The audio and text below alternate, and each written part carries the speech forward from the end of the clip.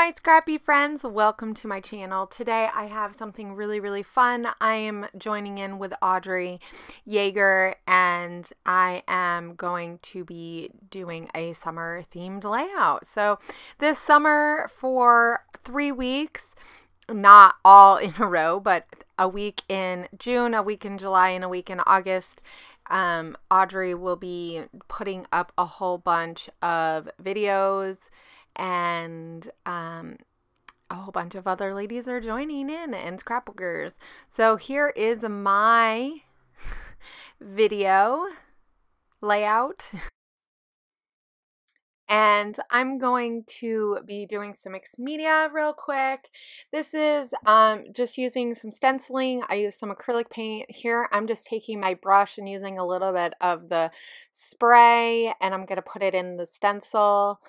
And I'm just creating lots of different layers on this background. I actually thought at first that I was going to use this background entirely, and then I just decided to do something completely different, which is fine, and this is the fun part. So I'm definitely using mixed media in a little bit of a different way. So here I'm going to also add a little bit of this gold in the stencil at first, but then I just decide to just go over top. So I'm sorry my head is in the way. I'm kind of standing up doing this for the day that I made this. I decided that it would just actually be easier if I just use my brush in that circly area, and that stencil is from Tim Holtz, and it looks like those stones that you have outside, which is kind of fun. I know we have a few different areas in our yard where we have some of these like stones. So another thing I've been kind of playing with is this idea of like a jelly plate, but of course I don't have one. But I do have this pretty smooth board, and so I thought maybe I could try to use that. It didn't really work with the paint that I used, because I used that Brie Reese, it's like a fine liner paint nozzle, and so that like maybe you could do like some designs and stuff with it. I don't know. It's a really nice paint, like it's really a nice gold, but it's kind of thick, so it didn't work so well on the plate. So I just blobbed it, and then I used my thing. So these are all the different layers. You can see it in the background. I'm gonna cut a little bit up, but first I'm going to create and make circles. You're not going to see me do this whole thing because it's pretty generic. So I just took things that are circle because this is what I do. You could definitely use your silhouette and it would be just as easy. And I just am going to cut out a whole bunch of circles, and I'm going to do a few different sizes. So you'll see in a minute, and I'm going to do this with a few of these papers. I really tried to pick a couple of really neutral papers. So there's 2 that have black and white, and that's it. And then 2 have a pattern. So one has like a foliage type of pattern, and the other one is a blue and green geometric. So I'm trying to think about the colors of that top mixed media, because I know I'm going to cut those into circles as well. So here I am. I have the circles all pretty much cut out, and then I decide to cut out my mixed media. And I'm trying to look at the paper and see where there's media and where there's elements that I think will look good cut out. So I do kind of go in different areas. It's not all one section, which will make it harder to use the rest of this background, but that's okay. I'll figure it out. This is one just fun way that you can do mixed media, especially if you don't care for how the whole thing turned out as a whole and you wouldn't just want to use it all. And so this will help break up some of that. I mean, it's really busy. I could have definitely used that whole thing for a background just because I don't mind it. But some people have a hard time using mixed media, a lot of it. So this is a way that you can get some of it and it not be so heavy-handed with the media aspect. I actually kind of feel like when I got done with this and I looked at it the next day that I kind of wish maybe I had added a little bit more to the background because it feels like there's not much on there. But I like that it's a little bit light on the media because it really lets everything else shine because this is a really busy layout. So now what you don't really see me doing, because I thought I was a little bit more in frame, but I did want to show a smidge bit of it, is that I am sewing on the circle, or like, so I cut them so they're more like half circles, and I sew these on in groups of like 2 or 3. So I just pair different patterns together. I'm really trying to be as random as I can be random with not being random, if that makes sense. So I'm trying to make it look like it's random even though it's really not. I am kind of thinking about the fact that I want to pair a bold or black and white pattern with a pattern that has a lot more going on. So here's all of it at the end. That was weird. So here's all of it at the end. And so what I'm doing now is inking a few of the edges.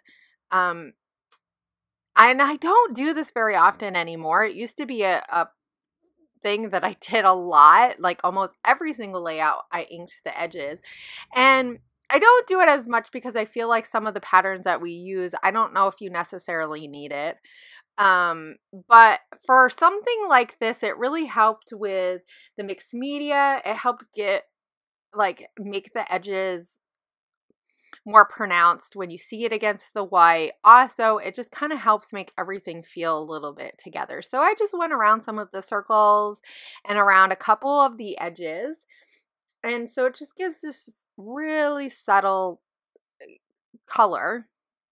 And so now I'm going to work on the photo. This is a 4x4 photo, and it is a photo of my kids and my husband and the dog running through the sprinkler. This is something that they do a lot in the summer, especially because we live in an area where in the summer we get barely any rain. So we definitely have to water the lawn and the kids when it's hot, and the dog love to run through the sprinkler. And so I caught this while my husband wasn't paying attention because he was running through with them because they were so this was a couple of years ago, and they were kind of afraid to go through the sprinkler because before this, even though they've been in the sprinkler, we did a lot of other water activities where they didn't have water spraying in their face. And so he was like, you just have to go through. So it was a fun moment to kind of capture.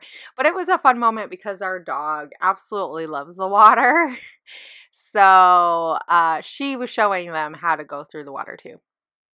Now, when I go to put my layers together, I'm thinking about the fact that it would be nice to have a circle cluster down at the bottom of the photo. There's this really big empty space where you can see where my dog has dug at the grass, which we still have that area. Even 2 years later, we still have that area. It still hasn't grown grass.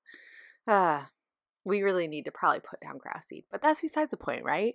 So I did pop the photo up, and I have a couple of like different layers down at the bottom. And so I'm thinking about what circles I want to use. And I did cut a really big circle from that pattern that had like the chevron-y with all the different colors in it. And that was really fun. And that's from the Wild Heart collection from Crate Paper, the one that came out this summer. I haven't used that much of it. So this was a really fun way to use some of it. They're just really fun patterns. And it looks really fun with the media. It really does. So I decided not to use the really big pattern of that chevron-y, and I decided to just cut a circle. And I only cut the very, very end of it off. I don't know. It's not my favorite element. I kind of do wish that I had left a little bit bigger of a spot, but I felt like it looked weird not having it so big. So I don't know. I probably could have played around with it a little bit more. And you'll see I have a little bit more of a problem when I start putting the photo down because of all of those half circle elements, which look awesome, but it kind of made me feel like I was covering it up. So I didn't know where to put my photo. I should have thought about that when I was doing this and left just a spot without it, because I end up covering up one of the bigger one areas that I have that bigger spot of mixed media paper, and then like part of it shows at the bottom, and you'll see how I kind of cover it up. I should have just put the photo down a little bit more, but that's okay. It's okay. It's one of those things that like I really played around with it, and I just was like, Hannah, you just need to stick this down. I don't have many moments where I feel like I fuss too much. Like usually I'm okay with the placement of something, even if it's not perfect. But this was one of those moments where I was like, ugh, I just didn't care for any place that I put it. So I just eventually had to put it down. And as I watched this when I was editing it, I'm like, I really don't like it there. It's fine when you look at the picture and everything. I love how it turned out. But that placement, I just feel like you can see the bottom of it. I should have just tried to take some of that off. But I think sometimes when you see it in real person, you don't realize the overhead problem. I don't know. You get a little bit of a different perspective. It's not so straight up and down. So this is one of those moments where I feel like maybe having watched my process, that might have helped. You guys are probably all staring, watching at this, yelling at me where to put stuff, but that's okay. So I also wanted to try to add some other circle-y elements, but also add some elements to each of those little circle areas. I didn't do it to every single one, but to quite a few of them, I wanted to add some pieces just to make each one kind of stand out. I also like that Our Life. I really like the boldness of some of these pieces. Now, not all of these pieces really would have worked. So I do end up using that Stay Wild, and I'm gonna, at the end, it will get kind of cut off because half of it or part of it comes off. But that's fine. I like that because a lot of these circles really aren't true circles. They're like half circles. So, and the inspiration that I had for this paper to do it like this was the Illustrated Faith. There's a paper that is in one of their collections that I was using in my kit for June that has something similar to these, and it has like all these different half circle things. So I will say that that's where I got the inspiration to do this. So it wasn't all in my head, some of it was.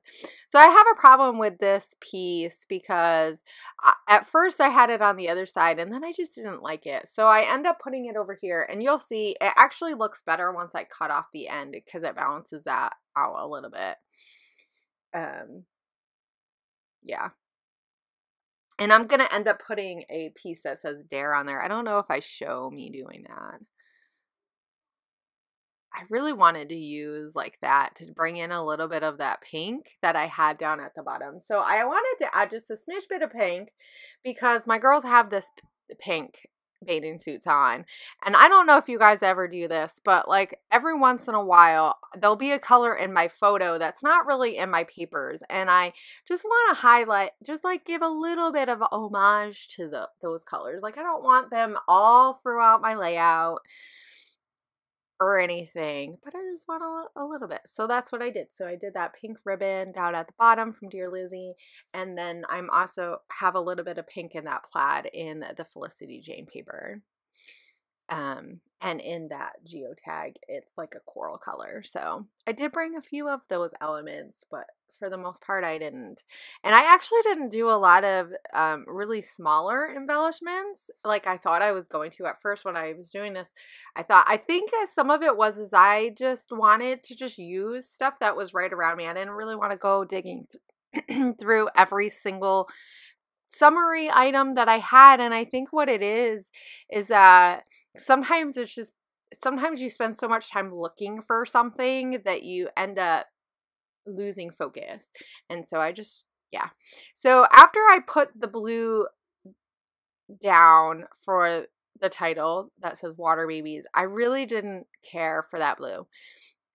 Even though I have blue-ish colors in my mixed media, it more is like a green teal instead of a blue teal color, or like aqua. So I'm going to switch this out and just use this wood grain. It's not really a color that's in, but it's closer to a neutral color, and it'll kind of bring out a little bit of the gold and a little bit of that greeny color from my mixed media. So here are the close-ups. I hope you guys enjoy this. Don't forget to check out Audrey's video, and I believe there is another video, and her name is missing, but I will make sure that I put it in the info below so that you can go find her video.